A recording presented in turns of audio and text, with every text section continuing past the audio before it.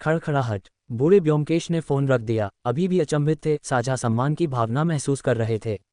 सभी लोग अत्यंत उत्साहित होकर उसके चारों ओर इकट्ठा हो गए, विशेषकर गांव वालों ने, जिन्होंने उत्साह और चिंता के मिश्रण के साथ पूछा, अंकल जी, बस वहां खड़े मत रहिए।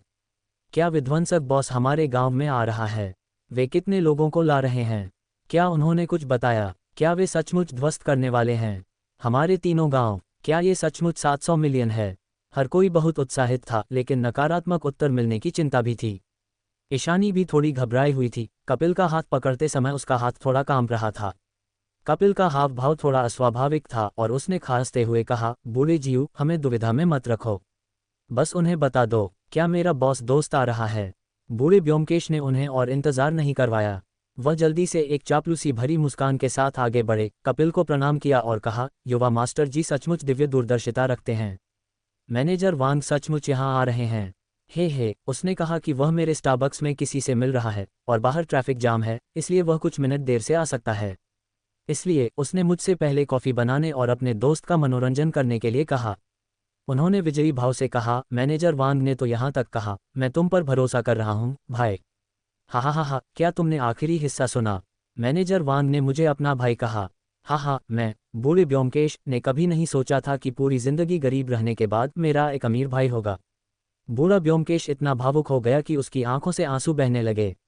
वह स्टारबक्स के पिछले कमरे में गया, एक स्पिरिट की गोली निकाली और उसे प्रणाम किया। माँ बाबूजी, आप बहुत जल्दी चले गए। सुना, आज मुझे एक भाई मिला, एक अमीर भाई।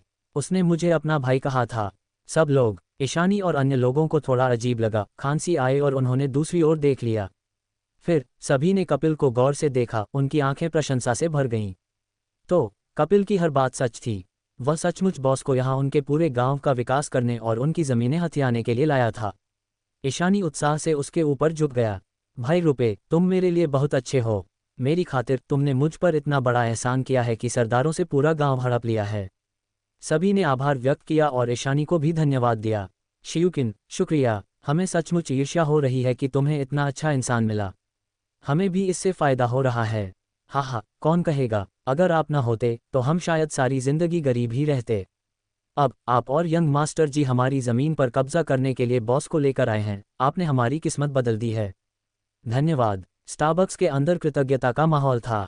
दक्ष खड़ा हुआ, काउंटर थपथपाया और बोला, माफ़ कीजिए, मैं आपके माता पिता की याद में आयोजित कार्यक्रम में बाधा डाल रहा हूँ। चूंकि मैनेजर वांग ने कहा है कि वह दावत दे रहे हैं, इसलिए कृपया कॉफ़ी ले आइए। प्रार्थना के दौरान जब बूढ़े ब्योमकेश को टोका गया तो उनका चेहरा तुरंत क्रोधित हो गया, उनका चेहरा अप्रसन्न था। उसने चिढ़कर कहा, ये कैसी बात है? मेरे माता पिता के स्मारक से तुम्हारा क्या मतलब है? मेरे माता पिता मरे नहीं हैं, वे अभी भी गांव में धूप सेंक रहे हैं। दक्ष आश्चर्यचकित रह गया। उसने अपने हाथ में रखी आत्मा की गोली की ओर इशारा करते हुए कहा, आप तो उन्हें धूप बत्ती अर्पित कर रहे थे और वे मरे नहीं। बूढ़ा ब्योमकेश क्रोधित हो गया, यह एक दीर्घायु पट्टिका है, कोई स्मारक पट्टिका नहीं। दक्ष, मैं क्षमा चाहता हूँ, मुझे यह नहीं पता था कि आपके यहाँ के रीति रिवाज इतने नए और अपरंपरागत हैं। बूढ़े ब्योमकेश ने बड़बड़ाते हुए व्यंग्य किया, मैं तुम्हारी अज्ञानता के लिए तुम्हें दोष नहीं दूंगा। और तुम किससे ऑर्डर कर रहे हो?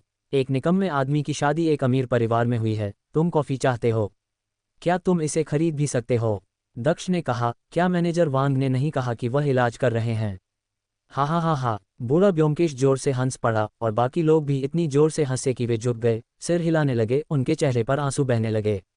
वह जोर से हंसा, तुम जरूर बेवकूफ़ हो, है ना? मैनेजर वांग अपने दोस्त को कॉफ़ी पिला रहे हैं, तुम्हें नहीं। तुम हो क्या? अगर तुम्हें कॉफ़ी चाहिए तो खुद ही ऑर्डर कर लो। ईशानी ने भी व्यंग्य किया, दक्ष, लगता है तुम कभी सीखते ही नहीं। तुम्हारे जैसा निकम्मा दामाद सिर्फ नींबू पानी और यहाँ सारा दिन मुफ्त में एयर कंडीशनिंग का आनंद लेने का हकदार है। तुम कॉफ़ी लोगे? तुम एक कप कॉफ़ी भी नहीं खरीद सकते। तुम शर्मा परिवार के एक बेकार दामाद हो। रितिका तुम्हें जो भत्ता देते हैं वह तुम्हारी गाड़ी के पेट्रोल के लिए भी पर्याप्त नहीं है ना? हा, मैंने सुना है कि तुम्हें अपनी छोटी बहन का भी खर्च उठाना पड़ता है, जिससे तुम और भी गरीब हो गए हो। क्या तुम कॉफ़ी खरीद सकते हो? बाकी लोग खिलखिलाकर हंस पड़े, उनका मजाक उड़ाया गया।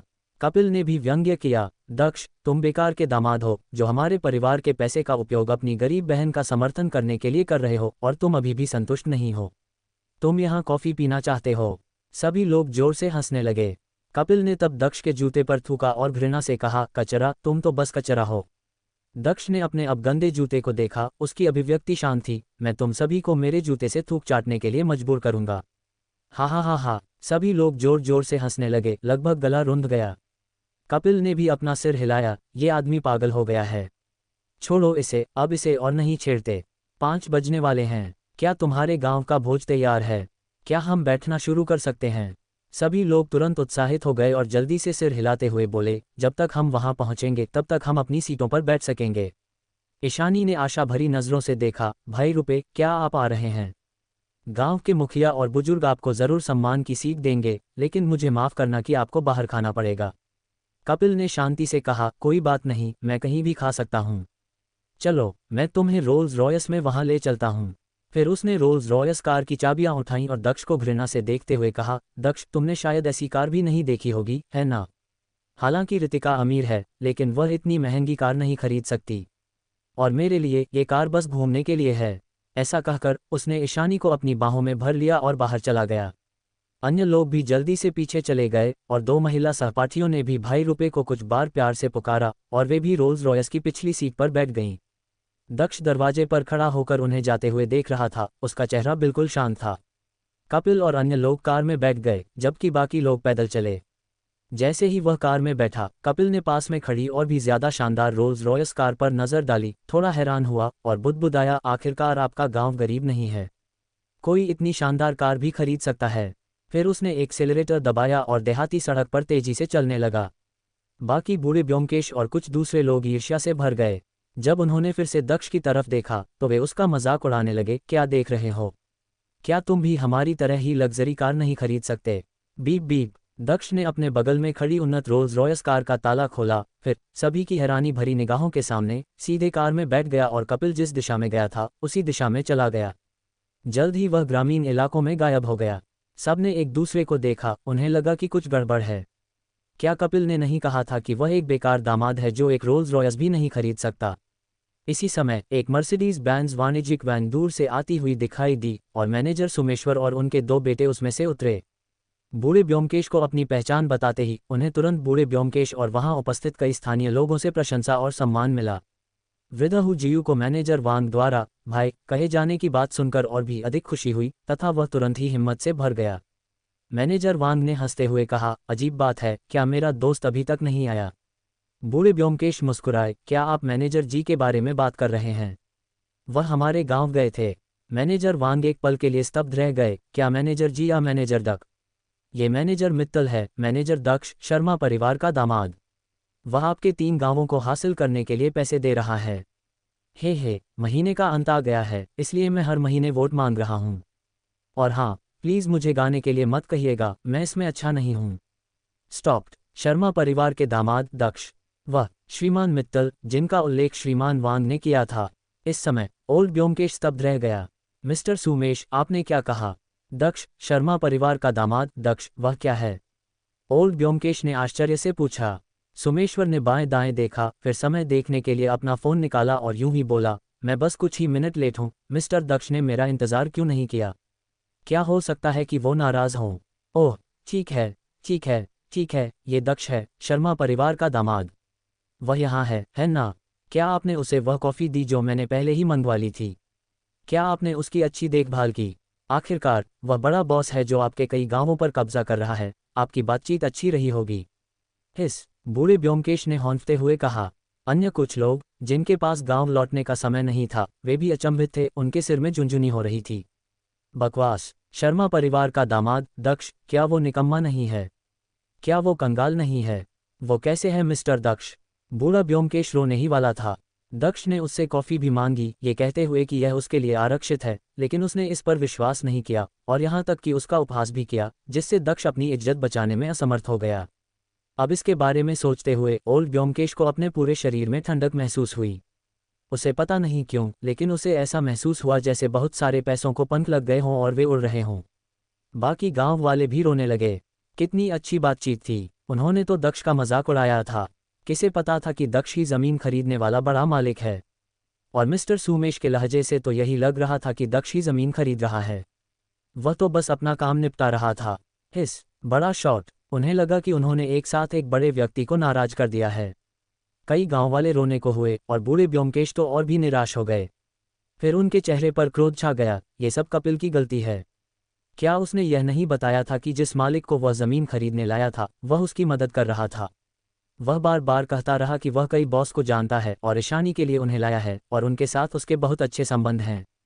लेकिन पता चला कि असली बॉस तो दक्ष है, वह निकम्मा दामाद जिसके बारे में वह बार बार बात करता रहा। बूढ़े ब्योमकेश और बाकी लोगों ने कपिल के प्रति घृणा से दांत पीस लिए। इस समय भले ही वे मूर्ख थे, वे सभी जानते थे कि दक्ष ही वास्तव में सबसे बड़ा बॉस था। दूसरी ओर कपिल यहाँ फ्लर्ट करने और दिखावा करने के लिए आई थी। ध्यान से सोचने पर उन्हें भी लगा कि सब कुछ पहले से तय था। दक्ष जैसे अमीर परिवार का दामाद चाहे कितना भी गरीब और बेसहारा क्यों न हो, इस गरीब दूर दराज जगह पर नहीं आएगा। कपिल अलग था, वह गांव की सुंदरी ईशानी के साथ इश्कबाजी करने आया था, इसलिए वह आया। दक्ष की मौजूदगी सिर्फ एक गिलास नींबू पानी पीने और एयर कंडीशनिंग इस्तेमाल करने तक सीमित नहीं हो सकती थी। कोई रोल्स रॉयस चलाने वाला एयर कंडीशनिंग का मजा लेने कैसे आ सकता है? अब जितना अधिक वे इसके बारे में सोचते थे उतना ही अधिक उन्हें महसूस होता था कि दक्ष पहले कितना भव्य और अथाह था। फिर कपिल के बारे में सोचते हुए, हालांकि वह सुंदर था और शर्मा परिवार का सबसे बड़ा पोता था, जितना अधिक उन्होंने इसके बारे में सोचा उतना ही उन्हें लगा कि कपिल कितना भद्दा और नीच था। धिक्कार है, कपिल ने हमें धोखा दिया, बूढ़े ब्योमकेश ने दांत पीसते हुए कहा। सुमेश्वर और उसके दोनों बेटे चौंक गए और आश्चर्य से पूछा, क्या कपिल? किसने तुम्हें धोखा दिया? बूढ़े ब्योमकेश और बाकी लोग गुस्से में थे, लेकिन उससे भी ज्यादा वे डरे हुए थे। अचानक धड़ाम से वे सुमेश्वर के सामने घुटने टेक दिए। श्रीमान वांग, भाई वांग, आपने मुझे भाई कहा और मैंने अपने माता पिता से प्रार्थना कर ली है। आपको मेरी मदद करनी होगी। हम इसके बाद उसने वह सब कुछ बताया जो अभी अभी हुआ था। सुमेश्वर के दोनों बेटों के चेहरे पर अजीब भाव थे, वे एक दूसरे को देखते थे और सिर हिलाते हुए उपहास करते थे। जो लोग दूसरों का मूल्यांकन उनके रूप रंग से करते हैं। मिस्टर सुमेश भी बहुत गुस्से में थे, इतने गुस्से में कि हंसते हुए बोले, तुम लोग वाकई कमाल के इंसान हो जो तुमने बड़े बॉस को नाराज कर दिया। दक्ष इतनी साधारण इंसान कैसे बिना किसी वजह के तुम्हारे जर्जर घर में आ सकती है? मैं तुम्हें बता रहा हूं, जिस आदमी ने कहा था कि वह तुम्हारे गांवों पर कब्जा करने के लिए 70 करोड़ खर्च करेगा, वह मिस्टर दक्ष युन है और तुम बड़े बॉस को भगा रहे हो। लगता है तुम बहुत अमीर हो, उसने व्यंग्यात्मक लहजे में कहा। बूढ़े ब्योमकेश और बाकी लोग पहले से ही डरे हुए थे और चिल्ला रहे थे, श्रीमान वांग, भाई वांग, हमें बचाओ, हमारी मदद करो। हम 3 पीढ़ियों से गरीब हैं, हम अब और गरीब नहीं रहना चाहते, कृपया। हम अंधे थे, हमें नहीं पता था कि बॉस टेंग इस सबके पीछे का बड़ा आदमी है। अगर हमें पता होता तो हम उसका खुले दिल से स्वागत करते। सुमेश्वर गुस्से से भर गया और बोला, गाड़ी में बैठो, मुझे अपने गांव वापस ले चलो। तुमने मुझे बहुत गुस्सा दिलाया है। मैं बॉस मित्तल के फैसले को प्रभावित नहीं कर सकता, तुम बस यही उम्मीद कर सकते हो कि तुम्हारा गांव हथियाने का उसका इरादा मजबूत हो। शांगहू गांव। पूरा गांव बहुत ही विरल था, बिखरे हुए घर थे और सबसे ऊंची इमारत केवल 3 मंजिला थी। हालांकि गांव का क्षेत्रफल बहुत बड़ा था, अनुमानतः वहां 200 से 300 घर थे।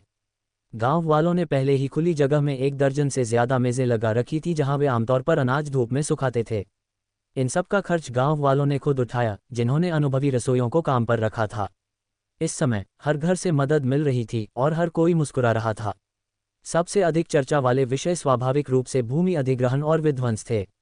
5 साल पहले कोहिर गांव पर कब्जा कर लिया गया था और हमने सोचा था कि हम अमीर हो जाएंगे, लेकिन 5 साल तक कुछ नहीं हुआ। अब आखिरकार हमारी बारी है। एक बार जब भूमि अधिग्रहण की राशि कम हो जाएगी तो हमारे परिवार ने शहर में एक घर और फिर एक स्पोर्ट्स कार खरीदने का फैसला किया है। मैं अपना खोया हुआ सारा पैसा वापस जीतने के लिए डुकुन जा रहा हूँ। मैं बस एक पत्नी ढूंढना चाहता हूँ।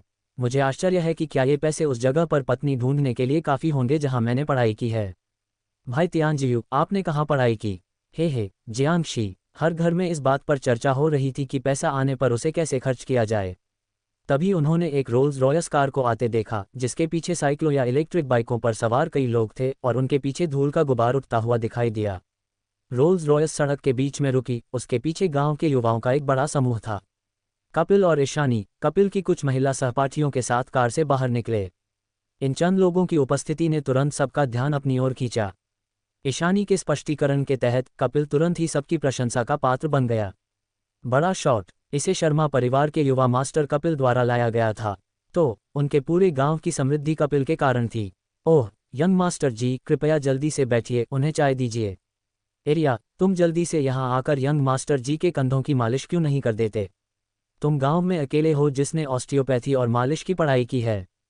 कपिल ने सम्राट जैसे व्यवहार का भरपूर आनंद लिया और कुछ लोग तो उनके पैर धोने के लिए पैर धोने वाला पानी भी लाए।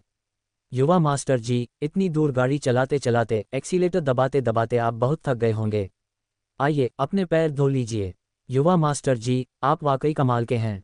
जमीन अधिग्रहण के लिए हमारे गांव में एक बड़े बॉस को लाने के लिए हम आपका शुक्रिया अदा नहीं कर सकते। कपिल ने दिल खोलकर हंसते हुए कहा, ये कुछ भी नहीं है, मुझे किसने बताया कि मैं शियुकिन पर इतना प्यार करता हूँ। गांव की लड़कियां ईर्ष्या और जलन से भरकर यह बात सुन रही थीं। ये सुनकर ईशानी के माता पिता, रिश्तेदार और बड़े बुजुर्ग सभी सम्मानित महसूस कर रहे थे और साथ ही उन्होंने ईशानी को निर्देश दिया, ईशानी, युवा मास्टर जी का दिल बहुत अच्छा है, तुम्हें उनकी अच्छी देखभाल करनी चाहिए। आज रात गांव में सबसे अच्छा कमरा तुम दोनों के आराम के लिए होगा। इसी समय दक्ष की रोल्स रॉयस भी गांव में घुस आए। दक्ष की रोल्स रॉयस गाड़ी गांव में घुसी। इसने तुरंत ही गांव वालों का ध्यान आकर्षित कर लिया और सबने उस ओर देखा और इशारा किया। एक और बड़ा बॉस आ गया है। ये यंग मास्टर जी वाली ही कार है। क्या ये यंग मास्टर जी के दोस्त की हो सकती है? ये तो अजीब है।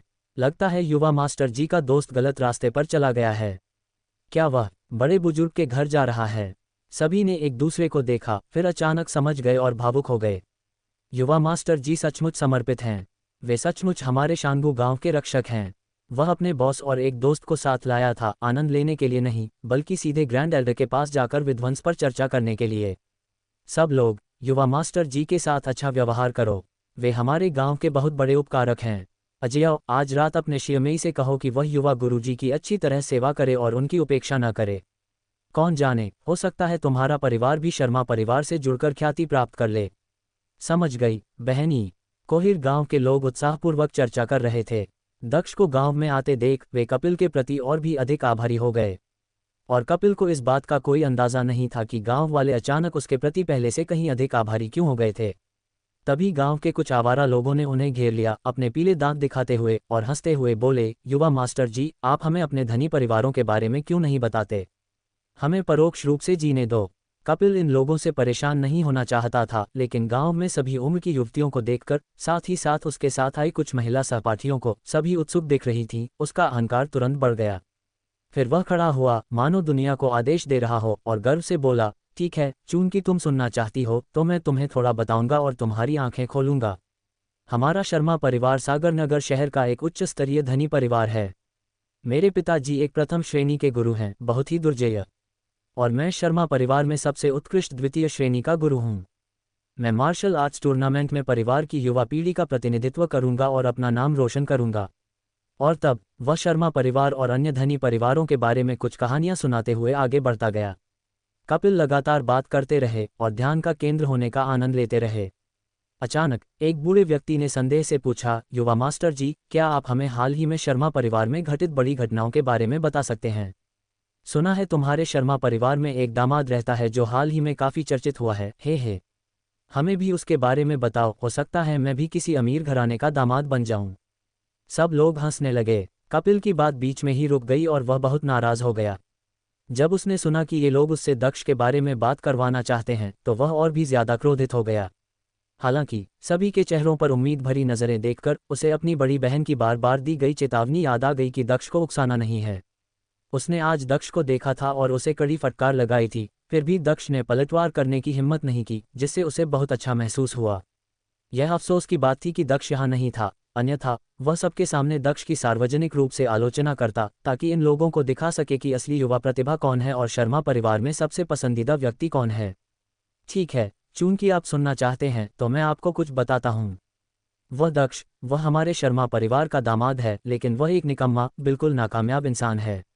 उसने हमारे शर्मा परिवार को बदनाम कर दिया है। क्या तुम्हें पता है कि कल मेरे दादाजी के 70वें जन्मदिन पर दक्ष ने हमारे शर्मा परिवार के लिए ढेर सारे दुश्मन पैदा कर दिए। फिर उन्होंने जन्मदिन के भोज में घटित कुछ घटनाओं का वर्णन किया, दक्ष की गलतियों को बड़ा चढ़ाकर बताया और उसकी आलोचना की तथा उसे एक अक्षम्य खलनायक के रूप में चित्रित किया। जिसने भी यह सुना उसके दांत पीस गए। दक्ष हमारे परिवार में बस एक कुत्ता है। वह कोई अच्छे काम नहीं करता, सिर्फ बुरे काम करता है। तुम्हें पता है, मेरी यह कार रोल्स रॉयस करोड़ों में बिकती है। कुछ दिन पहले दक्ष दिखावा करने के लिए मेरी कार उधार लेना चाहता था। हे क्या मैं उसे उधार दे सकता हूँ?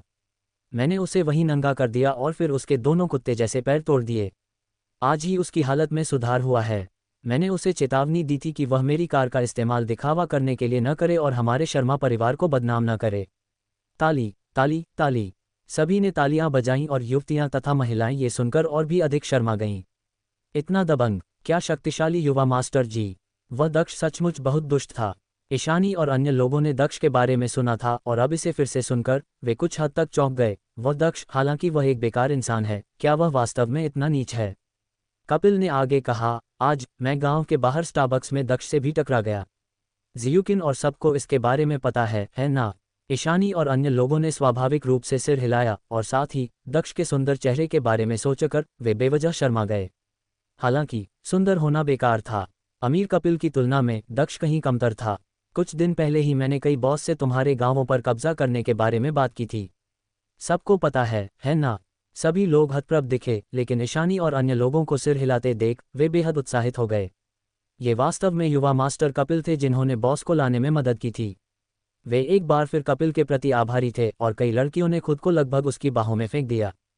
कपिल ने भीड़ की प्रशंसा भरी निगाहों के थोड़ा शांत होने का इंतजार किया और फिर आगे कहा, लेकिन आप नहीं जानते, मेरे आने से पहले दक्ष वास्तव में इस निर्णय को विफल करना चाहता था।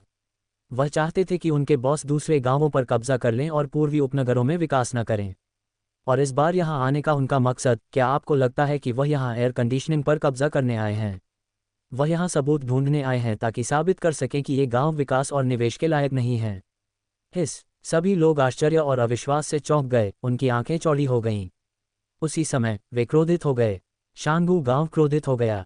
सभी लोग क्रोधित हो गए और जोर जोर से गालियां देने लगे।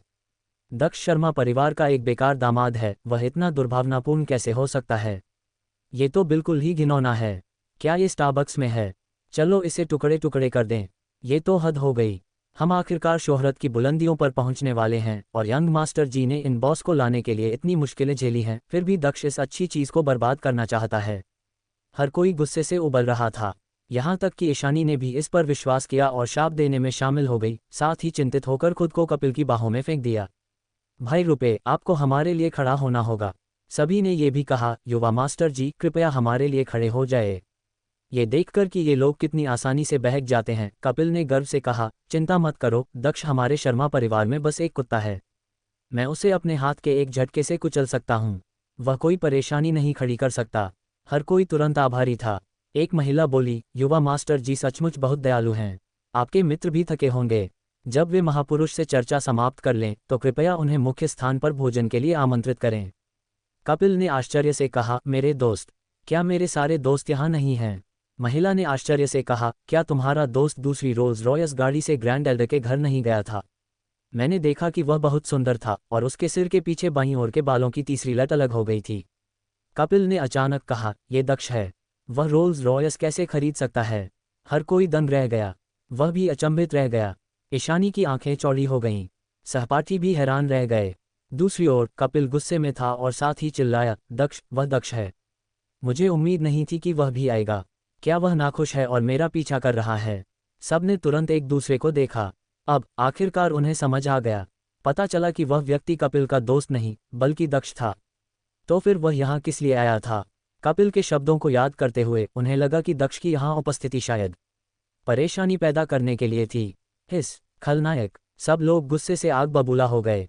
एक पल के विचार से ही उन्हें एहसास हुआ कि क्या हुआ था। पता चला कि दक्ष मुसीबत खड़ी करने आया था। कपिल ने अभी अभी कहा था कि दक्ष गांव पर कब्जा करने की मालिकों की योजना को नाकाम करना चाहता था।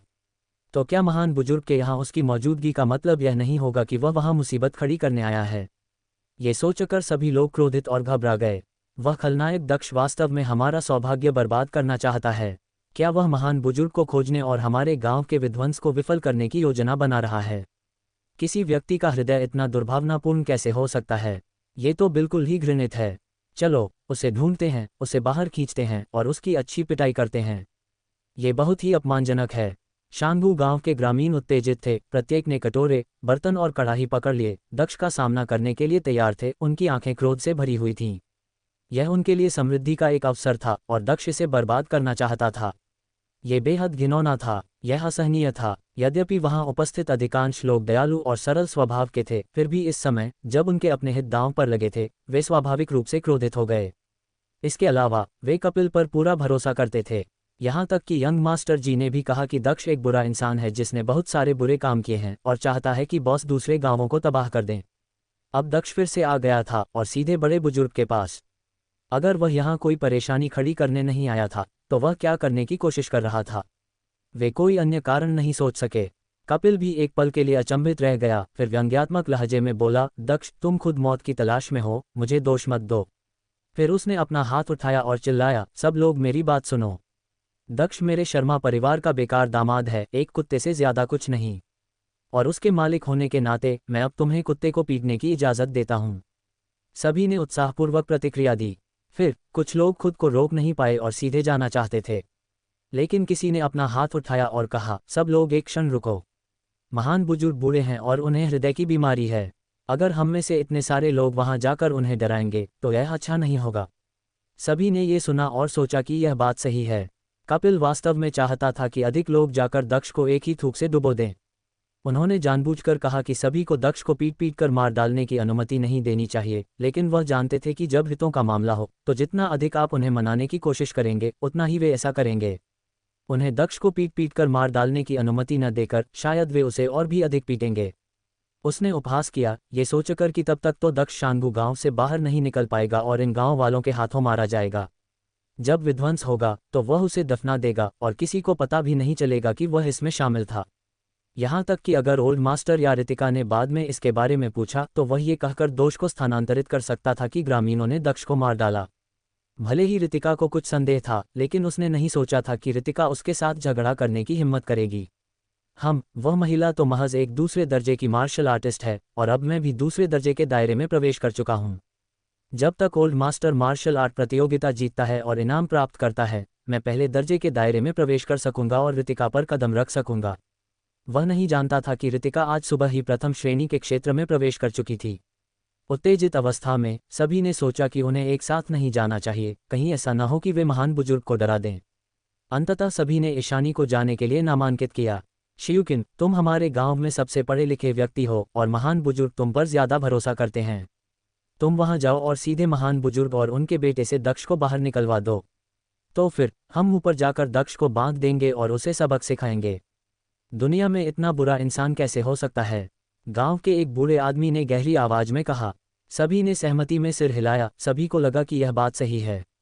ईशानी गांव की एक धनी और बुद्धिजीवी महिला थी। बड़े बुजुर्ग उस पर सबसे ज्यादा भरोसा करते थे। उसके जाने के बाद भले ही दक्ष आसमान गिरने तक बात करता रहे, वह महान बुजुर्ग को अपना मन बदलने और दक्ष की योजनाओं को विफल करने में सक्षम होगी। ईशानी की आंखें भी चमक उठीं और उसने व्यंग्यात्मक लहजे में कहा, सब लोग चिंता मत करो, मैं निश्चित रूप से महान बुजुर्ग को दक्ष को बाहर निकाल दूंगी। फिर तुम सब उसे कुछ और बार मारने में मेरी मदद करो। फिर उसने कपिल की ओर देखा और छेड़खानी से कहा, भाई रुपए, क्या मैं ऐसी ही विनम्र नहीं हूं? आप मुझे दोष तो नहीं देंगे, है ना? कपिल खिलखिलाकर हंसा और बोला, तुम ही हो जो भविष्य में शर्मा परिवार की मालकिन बनोगी। दक्ष मेरे शर्मा परिवार का एक बेकार दामाद है। तुम उसके मालिक हो, तुम जो भी करोगे वह ज्यादा दूर तक नहीं जाएगा। ईशानी ये सुनकर बहुत खुश हुआ। क्या ये कोई वादा था? बाकी सभी लोग भी बहुत खुश थे। उन महिला सहपाठियों और गांव की युवतियों और पत्नियों सभी ने ईशानी को ईर्ष्या और जलन से देखा। ईशानी आगे बढ़ गया। कपिल अभी भी पीछे से चिल्ला रहा था, ईशानी, उसे मेरे लिए 2 और थप्पड़ मारो और उसे बताओ कि शर्मा परिवार का मालिक कौन है। इसके बाद उन्होंने सभी की प्रशंसा का आनंद उठाया। इस समय उसे अपने फोन पर भवनी का संदेश मिला, छोटे भाई, दक्ष तुम्हारे घर नहीं गया था क्या? वह उसने उत्तर दिया, नहीं, क्या हुआ? वह जानता था कि भवनी दक्ष की रक्षा करना चाहता था, इसलिए उसने झूठ बोला। भवनी ने जवाब दिया, ओह, तो कोई बात नहीं। वो रोल्स रॉयस, कोई बात नहीं, मजे करो। वह वास्तव में कहना चाहती थी कि ये दक्ष की कार थी, लेकिन चूंकि वह नहीं आया इसलिए उसने अपनी बात छोड़ दी और आगे बात नहीं की। कपिल ने इसे दिल पर न लेते हुए हंस दिया। दूर स्थित ग्रामीण सड़क पर एक कार और कई इलेक्ट्रिक बाइक धूल के बादल में लुढ़कती हुई आ रही थीं। गांव का पश्चिमी छोर, एक 3 मंजिला ईंट का घर जिसकी बाहरी दीवारें अभी तक नवीनीकृत नहीं हुई हैं। दक्ष की बड़ी रोल्स रॉयस गाड़ी प्रवेश द्वार पर खड़ी थी, एक ऐसे आंगन में जो मानो हवा के झोंके से ढह जाएगा। गाड़ी से उतरकर उसने दौड़कर आए मुर्गियों और बत्तखों को भगाया। वूफ वूफ वूफ, प्रवेश द्वार पर एक बड़ा सा वुल्फ डॉग खड़ा था। अजनबी दक्ष को देखकर वह तुरंत लगातार भौंकने लगा। दक्ष ने बस उसे घूरा और कुत्ता तुरंत भयभीत हो गया, जमीन पर गिर पड़ा और छटपटाने लगा।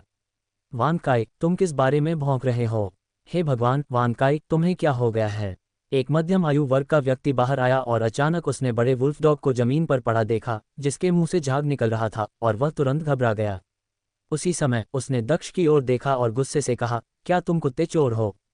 ये कुत्ता और मैं भाई जैसे हैं। दक्ष ने हंसते हुए कहा, मैं दक्ष हूँ। अगर मैं गलत नहीं हूँ तो आप योगनेश के बेटे हैं, है ना? अधेड़ उम्र के आदमी ने भौहें चढ़ाईं और सावधानी से कहा, हाँ दक्ष, लगता है मैंने ये नाम कहीं सुना है। Bang bang bang. एक बूढ़ा आदमी, जिसके बाल सफ़ेद थे, छोटी आस्तीन की कमीज पहने हुए था, छोटा, सक्षम और सांवला था, कमरे से बाहर भागा। उन्होंने उत्साह से कहा, आप शर्मा परिवार के दामाद हैं, श्री मित्तल, धनी और शक्तिशाली श्री मित्तल, जिनके बारे में राष्ट्रपति वांग ने उल्लेख किया था कि वे हमारे 3 गांवों का अधिग्रहण करना चाहते हैं। कृपया जल्दी से अंदर आइए, हमारा पूरा गांव आपका इंतजार कर रहा है। वह बूढ़ा आदमी योगनेश था, जो कोहिर गांव का बुजुर्ग था। वह गांव में सबसे वरिष्ठ और योग्य निर्णयकर्ता थे। वह बहुत खुश और उत्साहित होकर आगे बढ़ा और दक्ष का हाथ पकड़ते हुए बोला, श्रीमान मित्तल, आपका स्वागत है, हार्दिक स्वागत है। दक्ष को उससे थोड़ी शर्मिंदगी महसूस हुई और उसने कहा, मैं अपनी अघोषित यात्रा के लिए माफ़ी चाहता हूँ, मुझे आशा है कि मैंने आपको परेशान नहीं किया होगा। बड़े भाई योगनेश ने हाथ हिलाते हुए कहा, हमें परेशान करो बिल्कुल नहीं। ऑफ सीजन में हम घर पर बेकार बैठे हैं और हमारे पास करने को कुछ नहीं है। हम इतने ऊब चुके हैं कि ढलाई करने पर मजबूर हो गए हैं। फिर उसने सीधे दक्ष को खींच लिया, अपने अभी भी हतप्रभ बेटे को लात मारी और डांटा, तुम वहां क्यों खड़े हो? मिस्टर दक्ष यहाँ हैं, क्या तुम्हें नहीं पता कि उनका अभिवादन कैसे करना है? मध्यम आयु वर्ग का आदमी तुरंत उछल पड़ा और उत्तेजित भाव से बोला, मिस्टर दक्ष, कृपया कृपया अंदर आइए और बैठिए। वह इतना उत्साहित था कि हकलाने लगा। योगनेश ने अधेड़ उम्र के आदमी को थप्पड़ मारा और गाली दी, बेकार चीज, क्या तुम थोड़ा शांत नहीं हो सकते? जल्दी करो, अपनी बहू अजिन को चाय और पानी लाने को कहो। और तुम, मेरे लिए इस जानवर को काट डालो। इसने मिस्टर दक्ष को लगभग डरा दिया। इसके साथ ही उसने दक्ष को घर में आमंत्रित किया। ये सुनकर वह अधेड़ व्यक्ति अचंभित रह गया। पिताजी, वान का एक रक्षक कुत्ता है, वह मेरा अच्छा भाई है और आप चाहते हैं कि मैं उसे मार डालूं? बड़े योगनेश क्रोधित हो गए और बोले, क्या हुआ? जल्दी करो और इस जानवर को काट डालो और इसे मिस्टर दक्ष को चखने के लिए लाओ।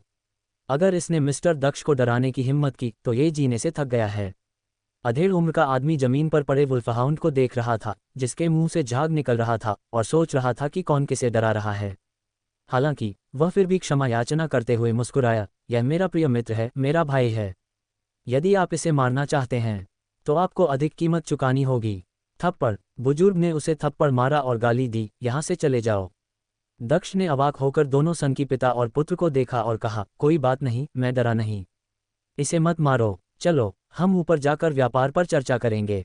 बुजुर्ग ने तुरंत खुशी से दक्ष को दूसरी मंजिल पर आमंत्रित किया, फिर अपनी बहू अजिन को चाय बनाने में मदद करने के लिए बुलाया। अधेड़ उम्र के आदमी को गेट पर छोड़ दिया और वानकाई को घूरने लगा। मुझे पता होना चाहिए था कि मुझे और पैसे नहीं मांगने चाहिए। वुल्फहाउंड और भी अधिक हिंसक रूप से हिल गया। ऊपर, यद्यपि वह स्थान गरीब और पिछड़ा था, फिर भी वह बहुत साफ था। दक्ष लकड़ी के सोफे पर बैठ गया, उसके पैरों को ऐसा लग रहा था जैसे चींटियां उन्हें कुतर रही हों, और वह दृढ़ता से बैठने की हिम्मत नहीं कर रहा था। उसे डर था कि वह सोफे को तोड़ देगा।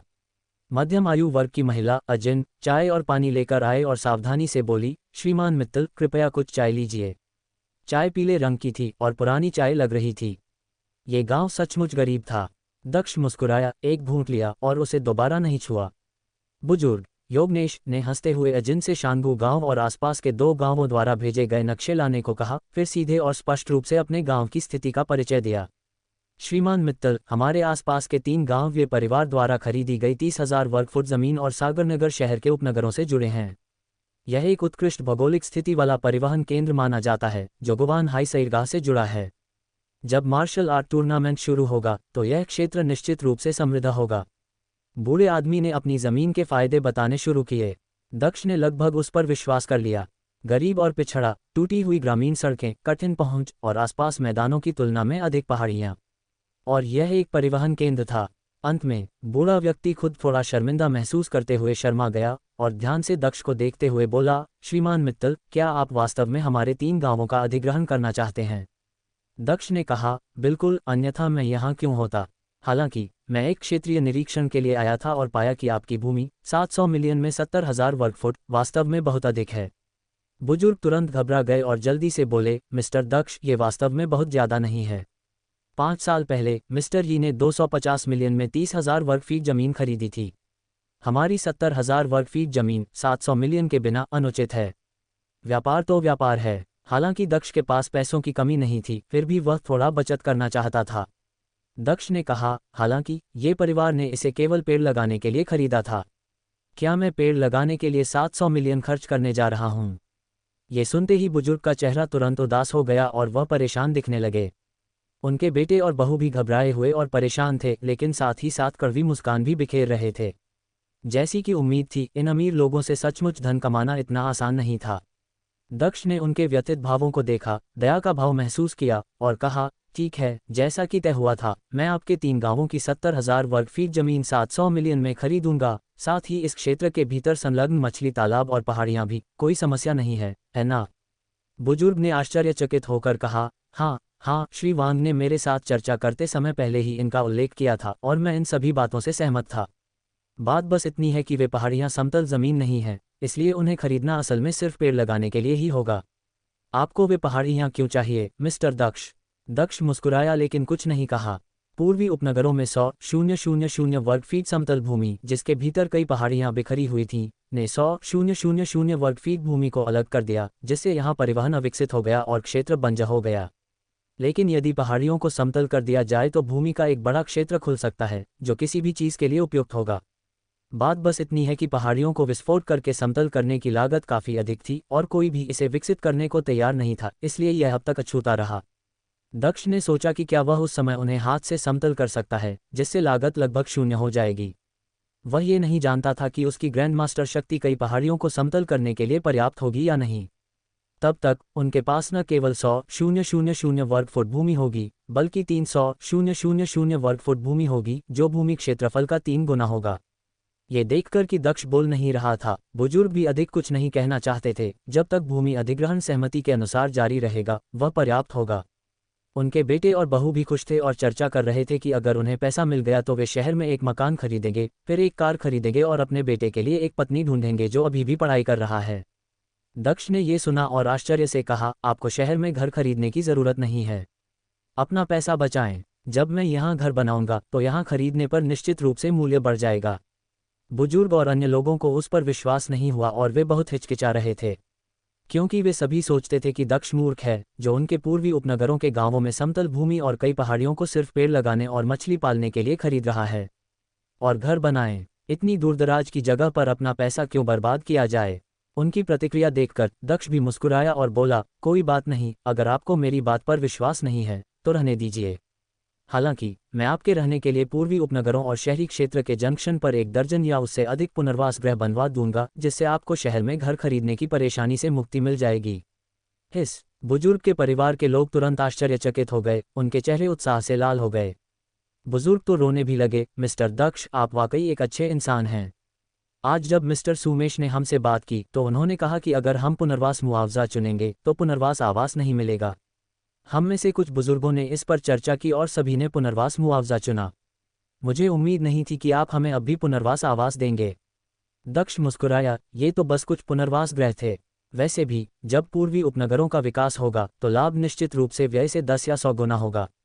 बैंग बैंग बैंग, नीचे किसी ने दरवाज़ा खटखटाया।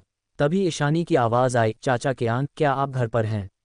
यह ईशानी है। कृपया दक्ष की बुरी बातों पर विश्वास न करें, वह एक बुरा व्यक्ति है।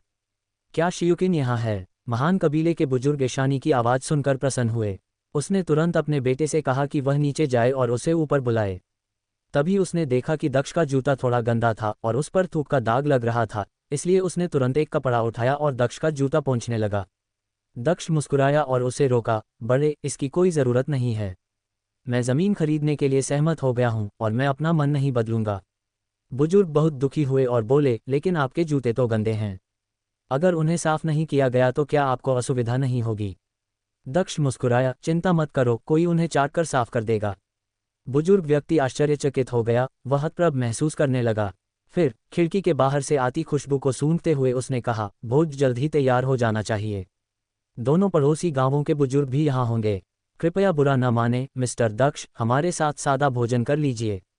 दक्ष मुस्कुराए और सिर हिलाकर मना नहीं किया। जल्द ही सीढ़ियों पर ईशानी और एल्डर के बेटे लतीफ़ की सीढ़ियों से ऊपर आने की आवाज़ें सुनी जा सकती थीं।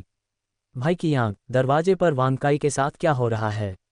क्या तुम फिर से उस पर नज़र रख रहे हो? याद रखना, वह तुम्हारा भाई है।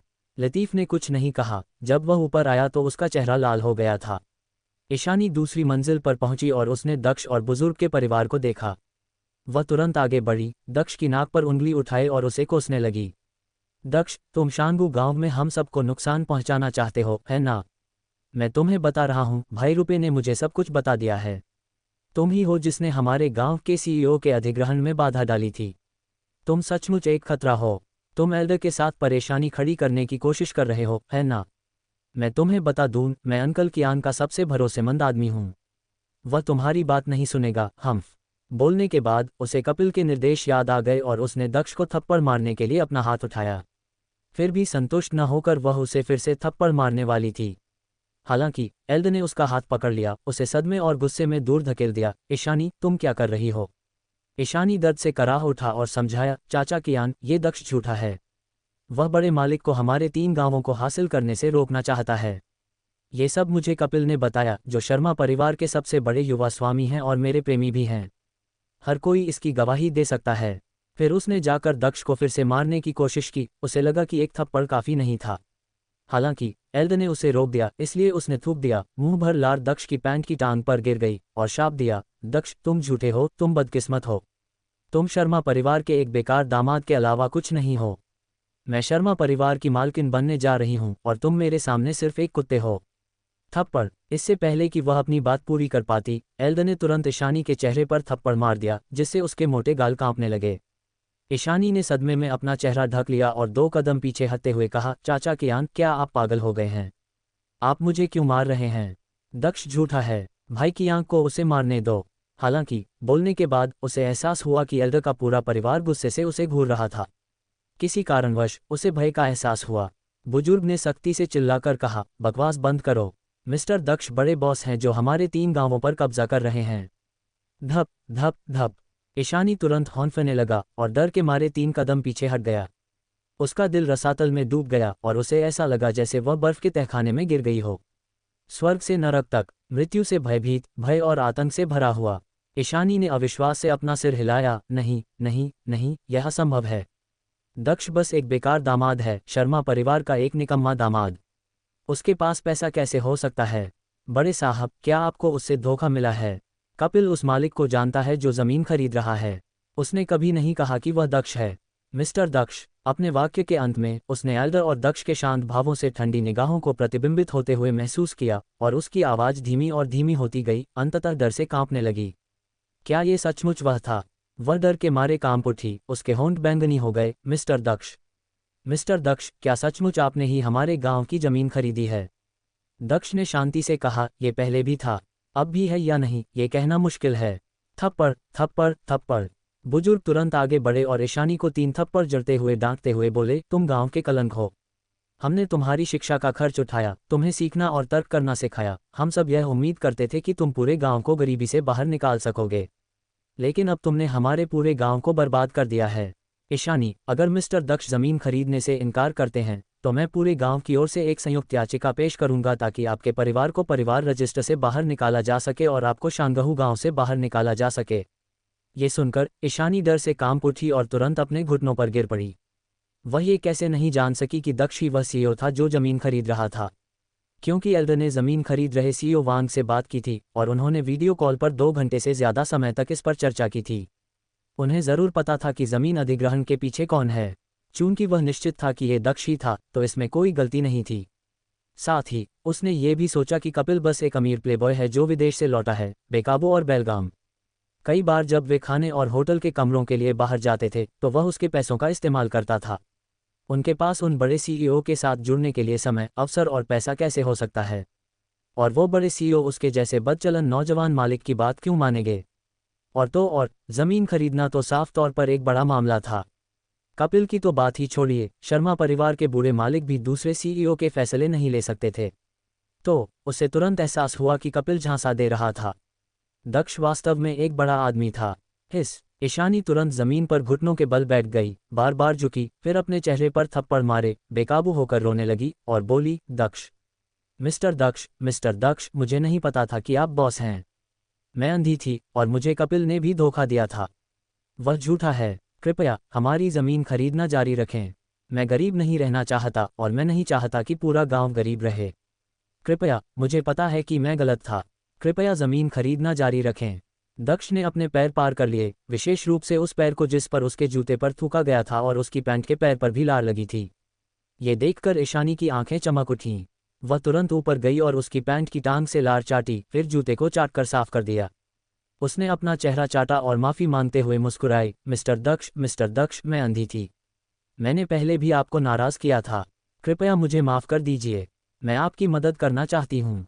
कृपया हमारे गांवों पर कब्जा करना जारी रखिए। आप मुझसे कुछ भी करवा सकते हैं। बोलते समय वह जमीन पर घुटनों के बल बैठ गई और जूते से सारा थूक चाटने लगी, फिर भी वह क्षमा याचना करते हुए मुस्कुरा रही थी। जब तक पैसा था वह कहीं भी चाट लेती थी। दक्ष ने कहा, क्या आप शर्मा परिवार की भावी मालकिन नहीं हैं, जो मेरे जैसे दामाद को नीची नज़र से देख रही हैं? ईशानी रोने ही वाला था। कपिल मुझसे झूठ बोल रहा होगा। उसके जैसा धनी युवा स्वामी मुझ जैसी गांव की सुंदरी के प्यार में कैसे पड़ सकता है? अगर पड़ भी जाए तो भी शर्मा परिवार मुझे नहीं चाहेगा।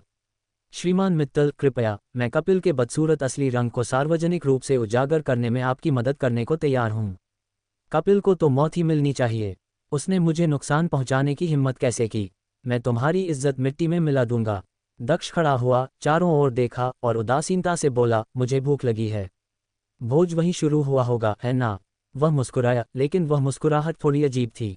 कल और भी रोमांचक होगा, देखना न भूलें। पूर्वी उपनगर, कोहिर गांव।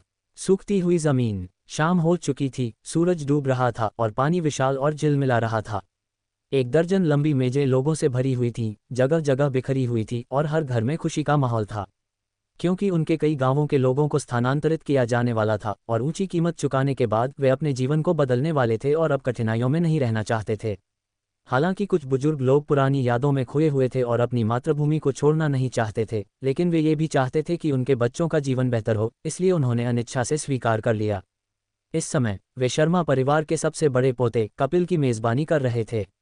वह एक प्रमुख व्यक्ति थे जिन्होंने उनके गांव पर कब्जा करने के लिए एक बड़े बॉस को लाने में मदद की थी।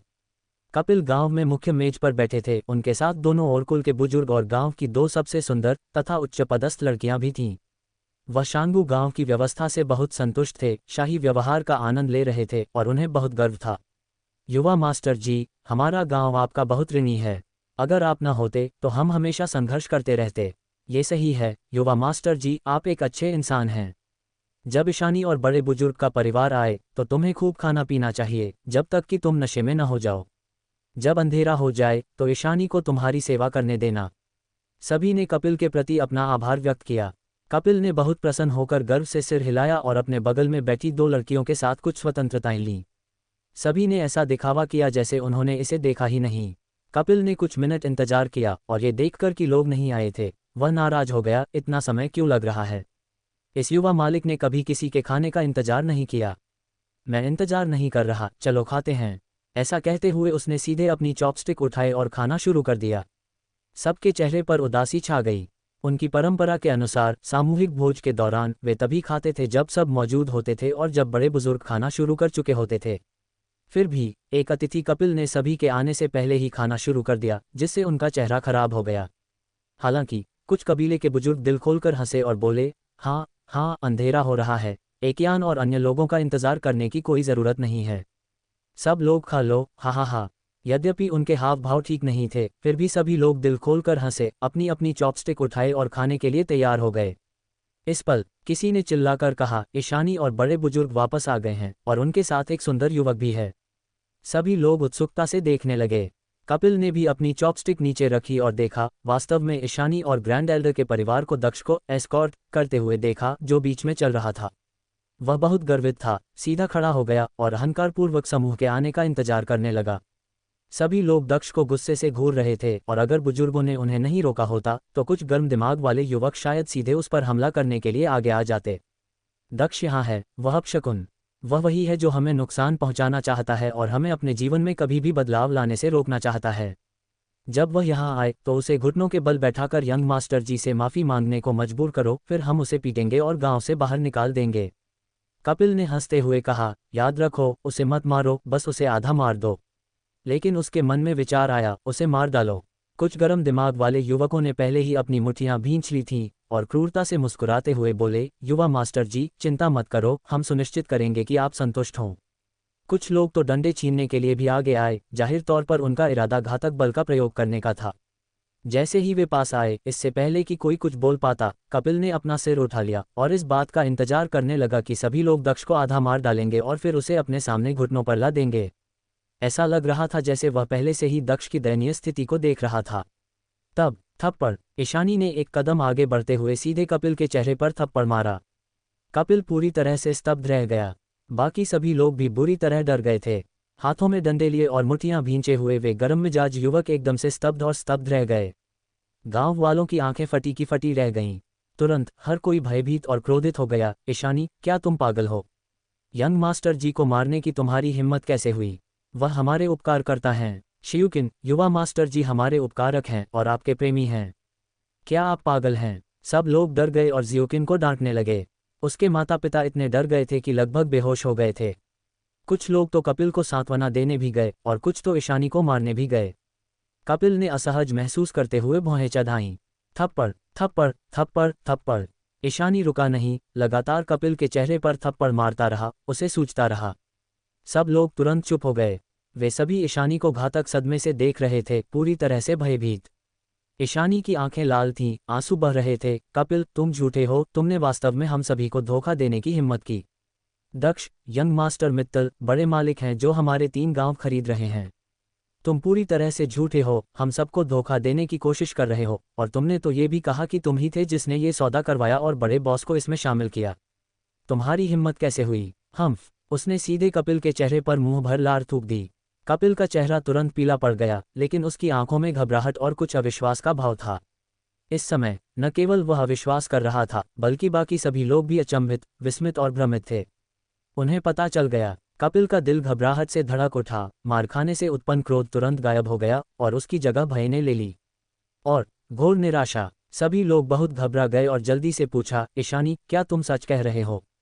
युवा मास्टर जी, शर्मा परिवार के सबसे बड़े पोते हैं और तुम्हारे प्रेमी हैं। वह हमें कैसे धोखा दे सकते हैं?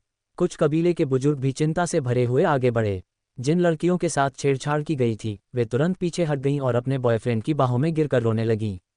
बात उठाते हुए जियुकिन खुद को रोने से नहीं रोक पाए। उसने खुद को भी कई बार थप्पड़ मारे, लगातार रोते हुए, यह मेरी गलती थी, मैं गलत थी। स्टारबक्स में मैंने सोचा था कि कपिल, ये झूठा, शर्मा परिवार का एक युवा मालिक है और मैं एक अमीर परिवार में शादी करने की योजना बना रही थी, इसलिए मैंने उसका पीछा किया और युवा मालिक मित्तल का अपमान किया। उसने कहा कि यंग मास्टर मित्तल शर्मा परिवार का एक बेकार दामाद है, शर्मा परिवार में बस एक कुत्ता है। उसने यंग मास्टर मित्तल का हर तरह से अपमान किया और मैं इतना भ्रमित था कि मैं भी उसके अपमान में शामिल हो गया। सभी लोग चुप हो गए, उनके दिल अफसोस और तनाव से भर गए। वे भी अपमान में शामिल हो गए थे। अभी अभी जब कपिल दक्ष की बुराई कर रहे थे तो सब हंस पड़े और डांटने में शामिल हो गए। कुछ ने तो दक्ष को पीटने की भी योजना बना ली थी। अब वे सभी अचंभित थे। थप्पड़, थप्पड़। ईशानी ने अपने गालों पर थप्पड़ मारते हुए कहा, लेकिन कौन जानता था कि यंग मास्टर मित्तल हमारे गांव को खरीदने वाला असली बड़ा मालिक है और कपिल सिर्फ झूठा है। वह तुरंत भूमि दक्ष के सामने घुटने टेक दिए, उसके पैर को गले लगा लिया और फूट फूट कर रोने लगी, यहाँ तक कि उसने अभी तक साफ नहीं हुई पैंट की टांग को चाटा। श्रीमान मित्तल, कृपया, मुझे पता है कि मैं गलत था। कृपया हमारे गांव का अधिग्रहण जारी रखें। मुझे पूरे गांव को इसमें फंसाने मत दीजिए। सभी लोग भयभीत होकर चुप हो गए। कपिल भयभीत और हैरान था, ये दक्ष है। वह अचानक भड़क उठा और चिल्लाया, असंभव, बिल्कुल असंभव। दक्ष हमारे शर्मा परिवार का एक बेकार दामाद है। वह आपकी ज़मीन कैसे खरीद सकता है? इसके लिए 700 मिलियन रुपए की ज़रूरत होगी। वह 700 रुपये भी नहीं जुटा सकता, वह ये कैसे कर सकता है? शर्मा परिवार के एकमात्र भ्रष्ट युवा स्वामी द्वारा श्री मित्तल की संपत्ति पर सवाल कैसे उठाया जा सकता है? इस समय सुमेश्वर और उनके बेटे, साथ ही स्टारबक्स से हु लाओ जियो और अन्य लोग भी वहां आ चुके थे। लोगों से घिरे श्री वान कपिल को घृणा से देखते हुए पास आए। हम एक भ्रष्ट युवा मालिक की हिम्मत कैसे हुई कि वह श्री मित्तल से सवाल करे? चेयरमैन वान की उपस्थिति ने तुरंत सभी को चौंका दिया। महान बुजुर्ग और कई अन्य बुजुर्ग उनसे मिल चुके थे। आखिरकार आज सुबह ही उनकी वीडियो कॉल हुई थी, इसलिए उन्होंने उन्हें पहचान लिया। वे तुरंत उसके पास जाकर गर्मजोशी से उसका स्वागत करने लगे। साथ ही वे पूरी तरह से मानते थे कि चेयरमैन वांग असली थे और कपिल नकली थे। ईशानी, जो अभी भी कुछ उम्मीदें संजोए हुए थी, इस पल दक्ष के पैरों से बुरी तरह लिपट गई, उन्हें छोड़ने को तैयार नहीं थी और बेकाबू होकर रोने लगी। उसके विनम्र रूप ने गांव के सभी लोगों को स्तब्ध कर दिया। कई युवक उसे अपनी ड्रीम गर्ल मानते थे और युवतियां उसे आदर्श मानती थीं। अब उसे कुतिया की तरह दक्ष के पैरों में घुटनों के बल बैठी, उसके पैर पकड़े और उसकी पतलून चाटते हुए देखकर उनका विश्वदृष्टिकोण ध्वस्त हो गया और वे वहीं व्याकुल खड़े रहे। दूसरी ओर कपिल ने गुस्से से कहा, आप वास्तव में कौन हैं जो मुझे निकम्मा कहने की हिम्मत कर रहे हैं? क्या आप जानते हैं कि मैं कपिल हूँ, शर्मा परिवार का युवा स्वामी? सोमेश्वर ने शांति से कहा, हे, मैं स्वाभाविक रूप से कपिल को जानता हूँ, जो शर्मा परिवार का निकम्मा युवा स्वामी है। कैम्ब्रिज में अध्ययन के दौरान उसका एक सहपाठी से झगड़ा हो गया और उसे स्कूल से निकाल दिया गया। इसे सुविधाजनक रूप से पढ़ाई पूरी करने के बाद घर लौटना कहा गया। कपिल का चेहरा लाल हो गया। उसे उम्मीद नहीं थी कि चेयरमैन वांग उसके अच्छे कामों का पर्दाफाश कर देंगे। वह क्रोधित था। फिर भी आप मुझे झूठा क्यों कह रहे हैं? मैं तो साफ तौर पर। सोमेश्वर ने व्यंग्य किया, तुम क्या हो? पूर्वी उपनगरों के गांवों को खरीदने के लिए किसी बड़े बॉस को लाने का तुम्हें क्या अधिकार है? कपिल को अपराधबोध तो हुआ, लेकिन साथ ही और भी ज्यादा नाराजगी हुई। उसने दक्ष की ओर इशारा करते हुए कहा, वह मेरे शर्मा परिवार का एक निकम्मा दामाद है। उसे 3 गांव खरीदने का क्या हक है? ये तो 700 करोड़ हैं। दक्ष जैसा निकम्मा आदमी इतना भी नहीं खरीद सकता। ईशानी को गुस्सा आ गया। वह फिर से उठी, दौड़ी और उसे 2 थप्पड़ जड़ दिए। थप्पड़, तुम निकम्मे हो। तुम ही हो जो पैसे नहीं दे सकते। तुमने तो मुझसे होटल के कमरे का किराया भी वसूल करवाया।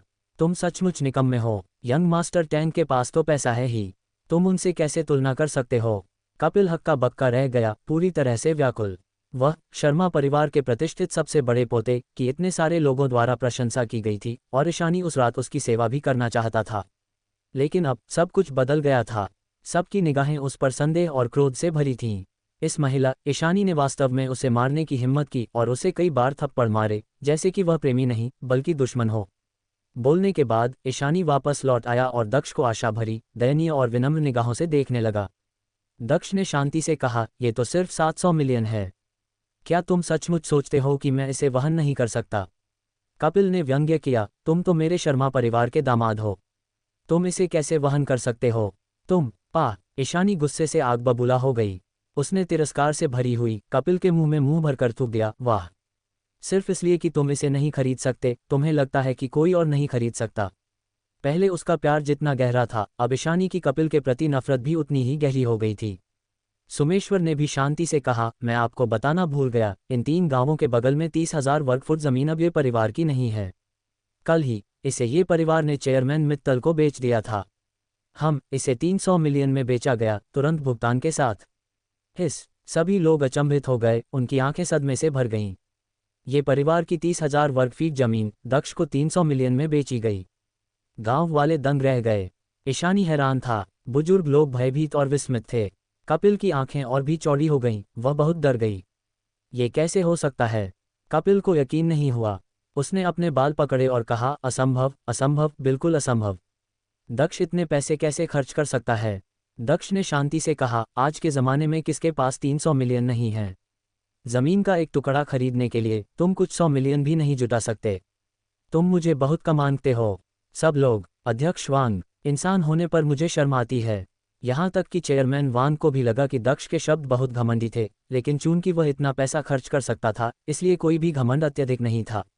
हालांकि कपिल व्याकुल था, संभल नहीं पा रहा था, शून्य भाव से देख रहा था, अभी भी यह समझने में असमर्थ था कि दक्ष के पास जमीन हासिल करने के लिए 100 मिलियन कैसे हो सकते हैं। वह तो एक निकम्मा दामाद है, अगर उसके पास इतना पैसा होता तो उसे परिवार में शादी करने की क्या जरूरत थी? ओल्ड मास्टर, हाँ, यह अवश्य ही पुराने मास्टर ने ही उसे दिया होगा। कपिल अचानक चौंक कर जाग गया, फिर दक्ष की ओर इशारा करके चिल्लाया, दक्ष, यह मेरे परिवार के पुराने मास्टर ही रहे होंगे जिन्होंने तुम्हें पैसे दिए होंगे। तुम मेरे शर्मा परिवार के पैसे का इस्तेमाल ज़मीन खरीदने के लिए कर रहे हो, इसलिए ये ज़मीनें तुम्हारी नहीं हैं, बदमाश। हाँ, ये सही है। तुम मेरे शर्मा परिवार के पैसों से ज़मीन खरीद रहे होगे। तुम निकम्मे हो, हमारे परिवार के पैसों से मुझे दिखाने की कोशिश कर रहे हो। वह बड़बड़ाया, जिससे ईशानी और अन्य लोग तुरंत डर गए। शांगू गांव के लोग भी हैरान थे। क्या ये हो सकता है कि दक्ष ने सचमुच शर्मा परिवार के पैसों से जमीन खरीदी हो? यदि ऐसा है तो वे कपिल को नाराज नहीं कर सकते थे, अन्यथा यदि शर्मा परिवार ने जमीन खरीदने से इनकार कर दिया तो वे क्या करेंगे? सोमेश्वर खिलखिलाकर हंसा और बोला, बेवकूफ, तुम्हारे शर्मा परिवार की कुल संपत्ति केवल 2 अरब के आसपास है और तुम्हारी तरल पूंजी करोड़ों में भी नहीं है। और फिर भी तुम्हें लगता है कि तुम जमीन खरीदने के लिए 1 अरब निकाल सकते हो? कुएं का मेढक, निकम्मा युवा स्वामी, निकम्मा, बिल्कुल निकम्मा। ये कहते हुए वह घृणा से पीछे मुड़ा और अपने दोनों बेटों को डांटते हुए कहा, यदि तुम दोनों कभी उसके जैसे बन गए तो मैं तुम्हारा गला घोंट दूंगा। उसके दोनों बेटों ने तुरंत कहा, पिताजी कृपया हमारी तुलना ऐसे निकम्मे व्यक्ति से न करें, वह इसके लायक नहीं है। हिस, सब लोग हौंफने लगे। ये तो मुंह पर बहुत बड़ा तमाचा था। हालांकि शांगहू गांव के लोग भी समझते थे कि चेयरमैन वांग एक सम्मानित व्यक्ति थे और उन्होंने जो कहा वह सच ही होगा। चूंकि उन्होंने ये भी कहा कि शर्मा परिवार पूर्वी उपनगरों में जमीन खरीदने में सक्षम नहीं था, तो यह निश्चित रूप से शर्मा परिवार का पैसा नहीं था और इसलिए इसका कपिल से कोई लेना देना नहीं था। कपिल डर से पीला पड़ गया और जल्दी से बोला, नहीं नहीं, तुम्हें धोखा दिया गया होगा। दक्ष ने मेरे शर्मा परिवार के पैसे ले लिए होंगे, ये सही है। टकराना। अचानक पीछे से एक उग्र युवक ने, जो एक डंडा लिए हुए था, उसके सिर पर सीधा वार किया। डंडा तुरंत टूट गया और कपिल के सिर से खून बहने लगा। वह लड़खड़ा गया और लगभग वहीं मर ही गया। यद्यपि वह एक दूसरे दर्जे का मार्शल कलाकार था, फिर भी इस समय वह पूरी तरह से हतप्रभ था। इस कमीने को पीट पीट कर मार डालो, लाल आंखों वाला एक क्रोधित युवक तेजी से चिल्लाया। फिर वह आगे बढ़ा, मुंह के और लातें मारता हुआ। हर जगह लार और नाक उड़ रही थी।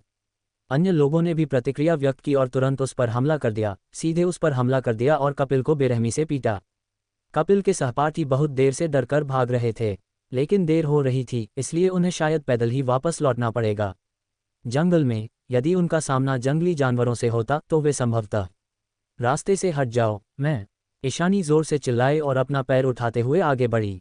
सभी लोग आगे बढ़ गए, जिससे कपिल का चोटिल और सूजा हुआ सिर दिखाई दिया।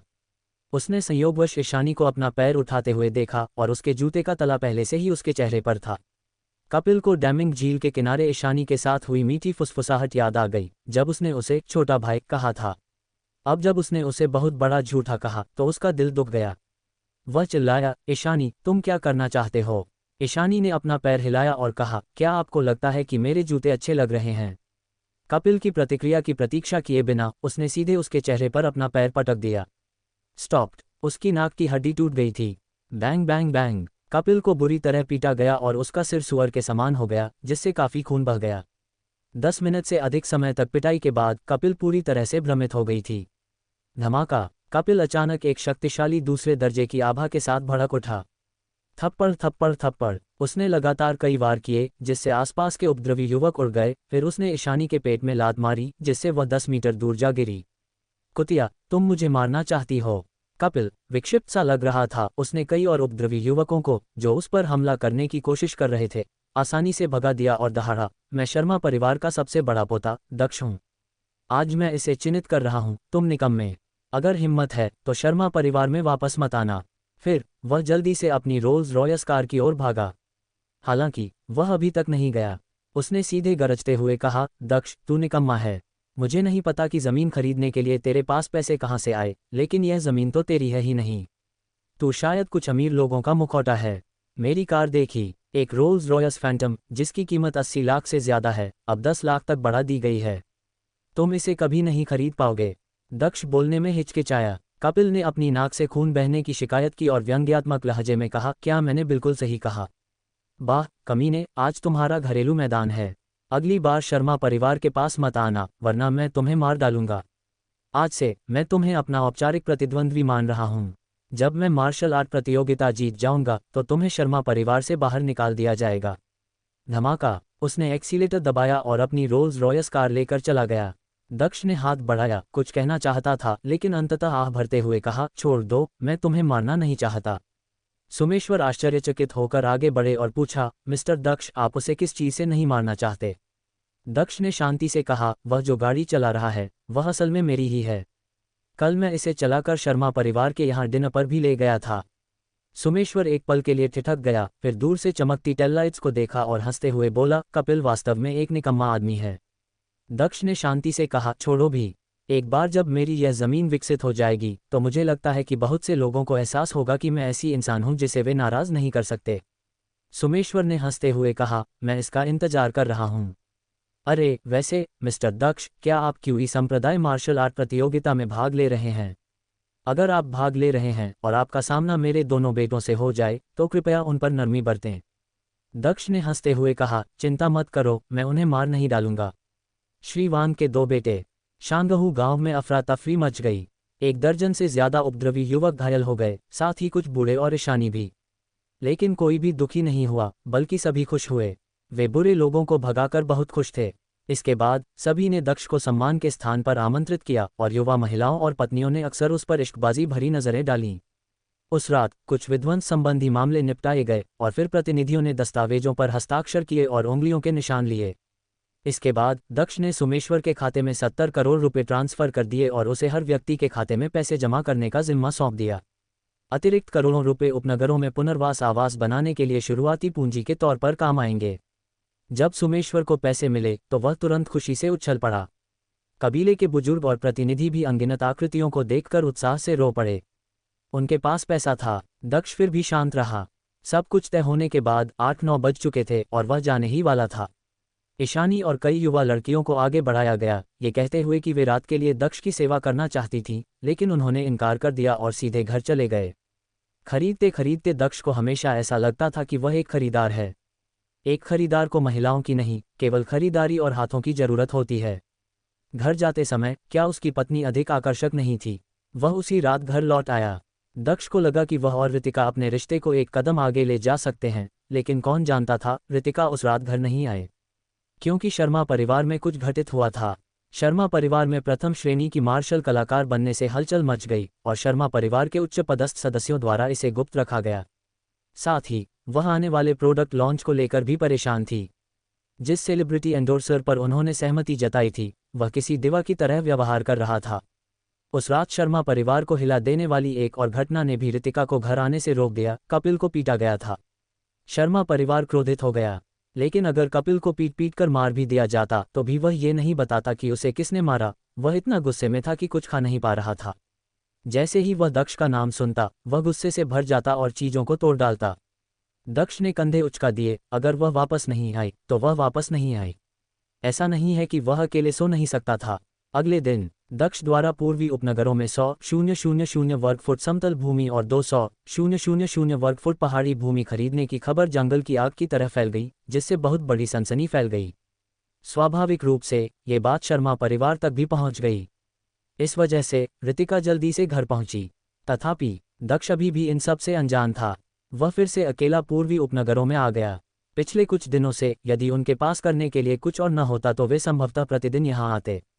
आखिरकार उन्होंने 1 अरब रुपए का निवेश किया था और यह उनका पहला उद्योग था, इसलिए उन्हें हमेशा इसकी देखभाल करनी थी।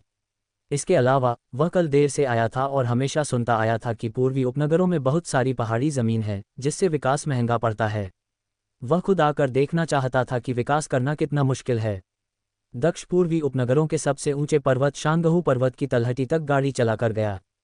कोहीर पर्वत पूर्वी उपनगरों का एक प्रसिद्ध पर्वत था। पहले कई शहरवासी यहाँ चढ़ाई करने और सूर्योदय देखने आते थे, लेकिन असुविधाजनक परिवहन के कारण धीरे धीरे पर्यटकों की संख्या कम होती गई। दक्ष पहाड़ की तलहटी पर पहुंचा, उगते सूरज को देखकर भौहें चढ़ा लीं। कोहीर पर्वत 30,000 वर्ग फुट से अधिक क्षेत्र में फैला है, 100 मीटर से अधिक ऊंचा है और घने जंगलों से घिरा है। उसे पता नहीं क्यों, लेकिन वह कीड़ों, मछलियों, पक्षियों या जानवरों की आवाजें नहीं सुन पा रहा था, मानो ये पहाड़ एक मृत पहाड़ बन गया हो। दक्ष अपनी कार कुछ दूर तक ले गया, लौटा, सांस रोके, चेहरे पर गंभीरता थी। इस पहाड़ की तलहटी में खड़ा वह कितना छोटा लग रहा था, लेकिन अगर कोई गौर से देखे तो उसे उसके सिर के ऊपर से सफ़ेद भाप उठती हुई दिखाई देगी। ये बच्चा क्या करने की कोशिश कर रहा है? इस समय कोहीर पर्वत पर 2 लोग थे। वे एक विशाल चट्टान पर खड़े होकर दक्ष को देख रहे थे, जो दर्जनों मीटर नीचे चींटी की तरह खड़ा था। वे दोनों लंबे और दुबले पतले थे, उनके बाल बीच से खुले थे, कैनवास के जूते थे, बड़े धूप के चश्मे थे और छोटी छोटी मूंछें थीं, मानो सड़क पर प्रदर्शन करने वाले अंधे कलाकार हों। वे वास्तव में क्यूई संप्रदाय के 2 बुजुर्ग फैंग और युन थे, जो दक्ष की बेसब्री से तलाश कर रहे थे। एल्डर फैंग ने कहा, क्या ये वही बच्चा नहीं है जिसे हम ढूंढ रहे थे? ये तो खुद ही हमारे दरवाजे पर आ पहुंचा। एल्डर यून ने कहा, ये वही है। अगर वह न होता तो हम उन 2 महिलाओं द्वारा धोखे से होटल में न फंसे होते और हम निश्चित रूप से बाजीक्वान उत्तराधिकारी द्वारा घायल होकर यहाँ भाग कर न आते। एल्डर फैंग अचानक बोले, वरिष्ठ भाई यून, ये व्यक्ति बहुत ही दुस्साहसी है, ठीक हमारे सामने पहाड़ की तलहटी में। क्या ये कोई चारा हो सकता है जो हमें बाहर निकालने की कोशिश कर रहा हो? एल्डर यून चौंक गए और बोले, वह सही ही कह रहा होगा। वह बाजीक्वान उत्तराधिकारी शायद आसपास ही होगा। ये बच्चा उस आदमी के साथ है। दोनों ने कहा, ये बच्चा बहुत घमंडी है, अपनी आंखें बंद कर रहा है और हमें बाहर निकालने की कोशिश कर रहा है।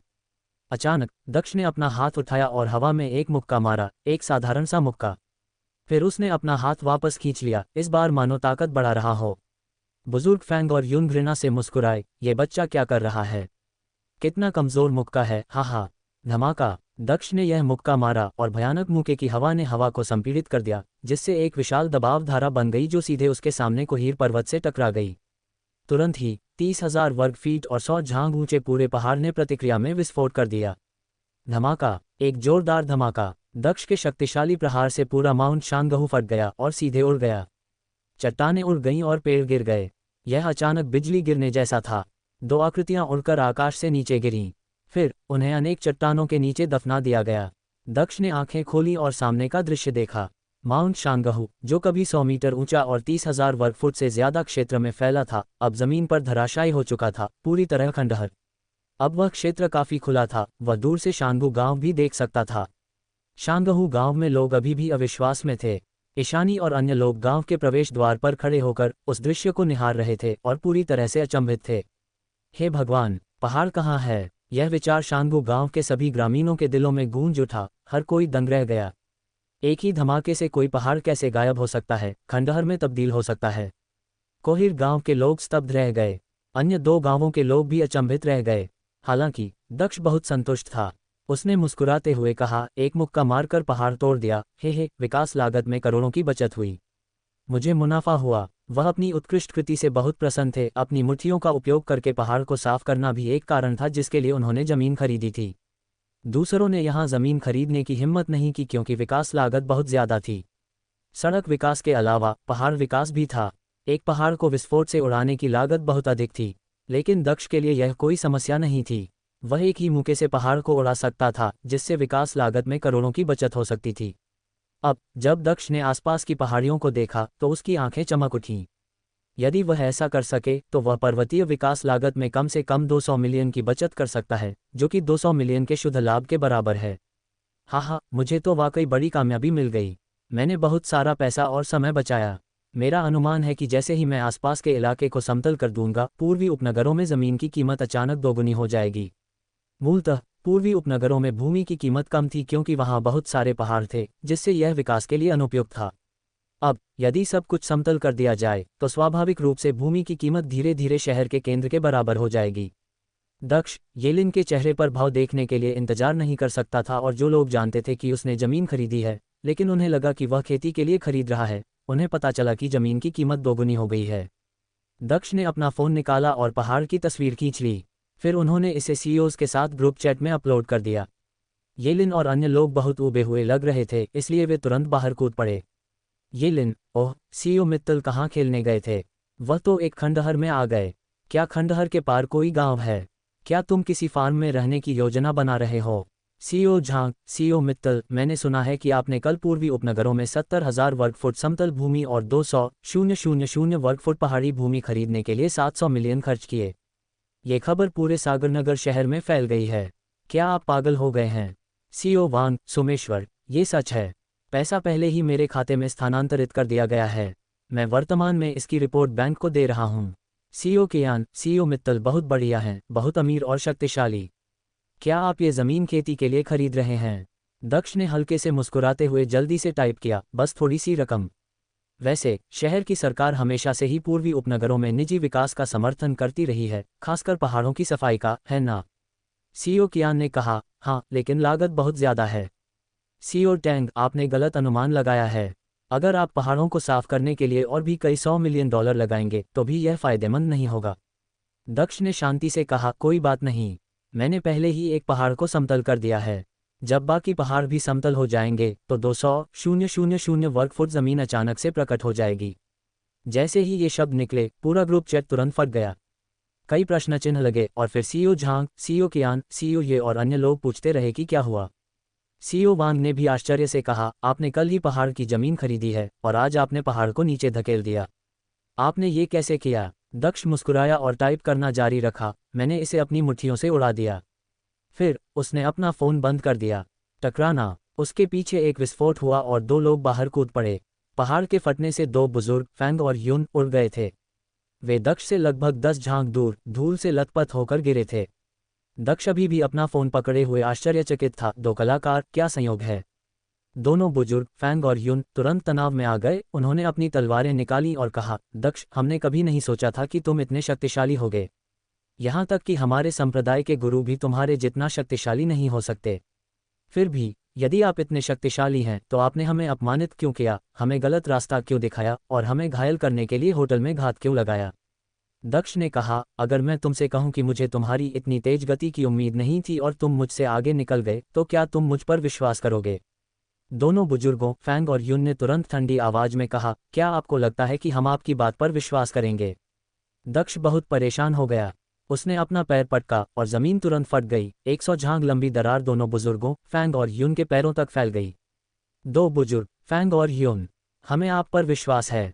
आपने यह बात इतनी ईमानदारी से कही है, इसलिए निश्चित रूप से हमें आप पर विश्वास है। दोनों बुजुर्ग फैंग और यून मुस्कुराए, अपनी तलवारें म्यान में डालीं, खुद पर से धूल झाड़ते हुए कहा, चून की गलतफहमी दूर हो गई है, इसलिए हम संप्रदाय की मार्शल आर्ट प्रतियोगिता की घोषणा करेंगे, फिर संप्रदाय में वापस आ जाएंगे और फिर कभी एक दूसरे को नहीं देखेंगे। ओह, आप शायद भाग लेने नहीं आएंगे, है ना? आखिरकार आप पहले से ही दायरे से बाहर हैं। दक्ष मुस्कुराया। 2 जिद्दी बूढ़ों को उस पर यकीन दिलाना वाकई बहुत मुश्किल था। हाँ, नेविगेशन स्पष्ट रूप से कहता है कि माउंट शानगहु यहाँ है, लेकिन ये क्यों चला गया है। तभी 2 औरतें प्रकट हुईं। उनमें से एक के लंबे घुंघराले काले बाल थे, चेहरा सुंदर और नाजुक था और फिगर भी कमाल का था। उसने बेसबॉल कैप और धूप का चश्मा पहना हुआ था और पूरी तरह से ढकी हुई थी। दूसरी महिला काफी मोटी थी, उसने मोटा चश्मा पहना हुआ था, उसके बाल छोटे थे और चेहरे पर झायां थीं। दोनों महिलाएं लगभग 30 साल की थीं। उनकी कार दक्ष की रोल्स रॉयस के बगल में खड़ी थी। वे वहां पहुंची और बिल्कुल हैरान परेशान लग रही थीं। माफ कीजिए साथी ग्रामीणों, क्या ये पूर्वी उपनगरों में स्थित शानगहु पर्वत है? ये पर्वत क्यों गायब हो गया है? बेसबॉल टोपी पहने खूबसूरत महिला 2 बुजुर्गों फैंग और यून के पास पहुंची और मुस्कुराते हुए पूछा। दोनों बुजुर्ग फैंग और यून अपनी चोटों से उबरने के लिए गोलियां खा रहे थे और उन्होंने इस सवाल को पूरी तरह से नजरअंदाज कर दिया। महिला ने उनके सामने हाथ हिलाया। ये देखकर कि वे कोई प्रतिक्रिया नहीं दे रहे, उसने आह भरी और कहा, तो ये 2 अंधे आदमी हैं। तभी उसने दक्ष को देखा और तुरंत दंग रह गई। बकवास, इतना सुंदर, बहुत आकर्षक, यहाँ तक कि उन सभी पुरुष सितारों से भी अधिक सुंदर जिनके साथ मैंने काम किया है। महिला तुरंत बहुत खुश हुई और तेजी से आगे बढ़ी, लेकिन मोटी महिला ने उसका रास्ता रोक लिया। दक्ष की ओर घृणा से देखते हुए कहा, रुपए चून की हमने गलत रास्ता पकड़ लिया है, तो चलो चलें। इस देहाती पर दया करने, उसके साथ तस्वीरें लेने और ऑटोग्राफ लेने, समय बर्बाद करने की क्या ज़रूरत है। हालांकि महिला को कोई जल्दी नहीं थी। उसने कहा, यह व्यक्ति मुझे घूर रहा है और अपना फ़ोन पकड़े हुए है, तो शायद वह मेरा प्रशंसक है। चिंता मत करो, मैं उसे संतुष्ट करने के लिए उसके साथ एक तस्वीर ले लूंगी और फिर हम चलेंगे। फिर वह आगे बढ़ी और मुस्कुराते हुए बोली, हेलो, क्या आप मेरी फिल्मों या मेरे गानों के प्रशंसक हैं? क्या आप मेरा ऑटोग्राफ चाहते हैं? कोई विकल्प नहीं, मैं आपके लिए हस्ताक्षर कर दूंगी। एक तस्वीर भी चाहिए? ठीक है, कोई विकल्प नहीं, मैं आपके साथ एक तस्वीर ले लूंगी। क्लिक क्लिक, उसने एक साइनिंग पेन निकाला और दक्ष की छाती पर बड़े अक्षरों में कियारा लिख दिया। फिर उसने दक्ष का फ़ोन लिया, कैमरा खोला और कुछ अंतरंग सेल्फी लीं। सब कुछ हो जाने के बाद दक्ष एकदम से हैरान रह गई और हैरानी से बोली, आखिर तुम कौन हो?